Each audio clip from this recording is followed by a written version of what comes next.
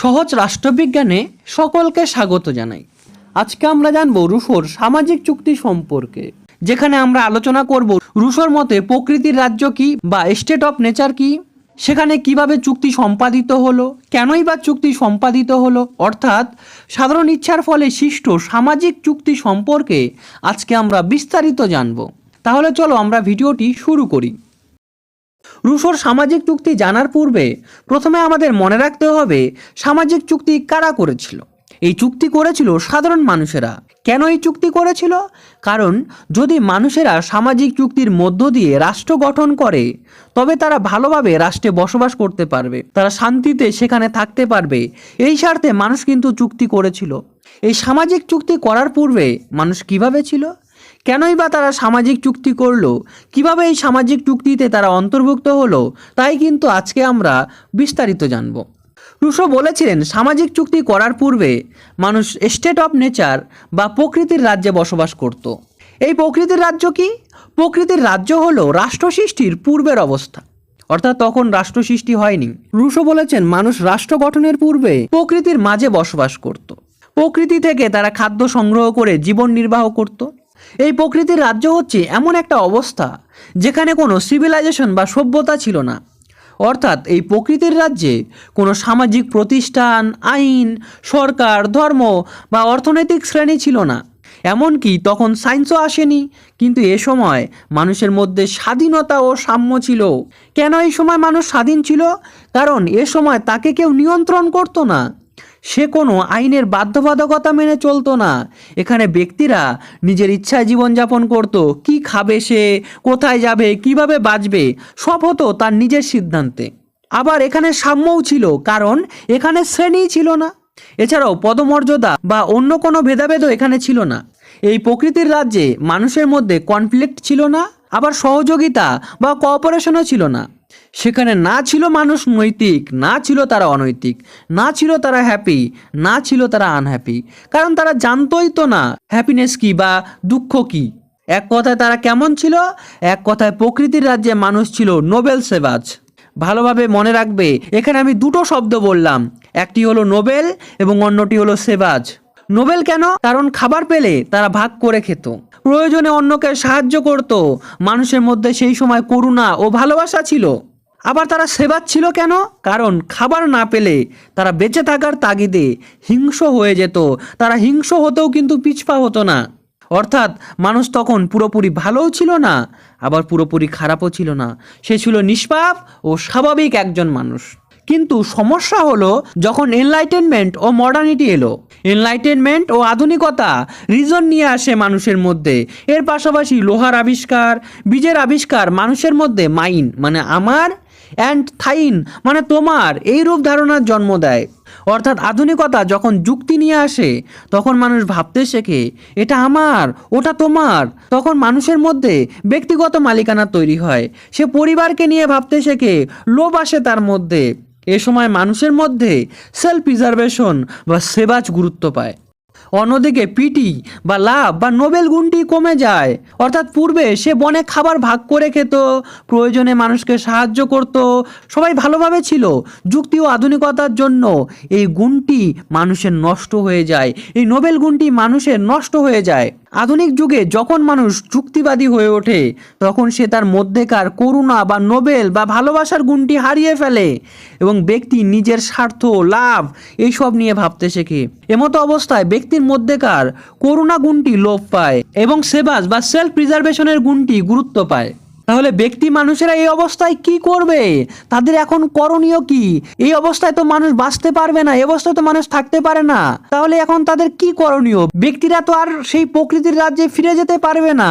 এমতো অবস্থায় দরকার সেলফ প্রিজার্ভেশন অর্থাৎ সেবাজ এবং লাভ অর্থাৎ নোবেল গুণটির মধ্যে একটা সঠিক ব্যালেন্স বা সমন্বয়। অর্থাৎ গোদা বাংলায় যদি ভালো করে বলি, এখন দরকার মানুষের মধ্যে ভালোবাসা বা করুণা ও নিজ স্বার্থ রক্ষা সেলফ প্রিজার্ভেশনের মধ্যেকার একটা সঠিক ব্যালেন্স। কিভাবে এই ব্যালেন্স হবে? এর জন্য দরকার পড়বে সোশ্যাল কন্ট্রাক্টের। তাহলে আমরা বুঝলাম কেন সোশ্যাল কন্ট্রাক্টের প্রয়োজন পড়লো। রুশো বলেন মানুষের মধ্যে দুটোই উইল থাকে, একটি হলো অ্যাকচুয়াল উইল এবং অন্যটি হলো রিয়াল উইল। অ্যাকচুয়াল উইল হলো ব্যক্তি মানুষের নিজ স্বার্থ সংরক্ষণের বা নিজের স্বার্থ রক্ষার ইচ্ছা। যেমন সরকারের বন্টন বা সরকারি প্রকল্পের সোলার লাইট জনসেবার জন্য গ্রামের মাঝে না লাগিয়ে আমার বাড়ির সামনে লাগানো আমার নিজ স্বার্থের ইচ্ছা। তেমনি সরকারি হাসপাতাল আমার বাড়ির সামনে হওয়া, এসব অ্যাকচুয়াল উইল বা প্রকৃত ইচ্ছা যা আমার লাভের জন্য ব্যবহৃত হবে। অন্যদিকে রিয়াল উইল হলো সমগ্র সমাজের ভালোর জন্য যে ইচ্ছা থাকে তা। ওই সোলার লাইটটি সকলের স্বার্থে ব্যবহৃত হওয়া, হসপিটালটি সকলের স্বার্থে ব্যবহৃত হওয়া, এগুলি হলো রিয়াল উইল। এই রিয়াল উইলগুলি হলো সর্বসাধারণের উইল বা ইচ্ছা। এটাই জেনারেল উইল, সর্বসাধারণ এটাই চায়। এবার চুক্তি বা কন্ট্রাক্ট করে মানুষ তার অ্যাকচুয়াল উইলকে অর্থাৎ নিজ লোভকে বাতিল করে যখন রিয়াল উইল বা জেনারেল উইল দ্বারা পরিচালিত হবে, তখন সে স্বাধীনতা পাবে ও সাম্য প্রতিষ্ঠিত হবে।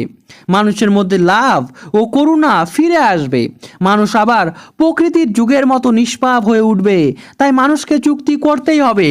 এই অবস্থায় যখন মানুষ চুক্তি করে তখনই আসে সোশ্যাল কন্ট্রাক্ট।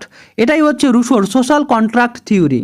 এখানে তোমাদের আরেকটু বলি, রুশো বলেছেন মানুষ প্রকৃতির রাজ্যে যে স্বাধীনতা ও ক্ষমতা ভোগ করত তা চুক্তির মাধ্যমে সবই সমর্পণ করল সকলের যৌথ ব্যক্তিত্বর কাছে, যাকে তিনি নাম দিয়েছেন জেনারেল উইল বা সাধারণের ইচ্ছা।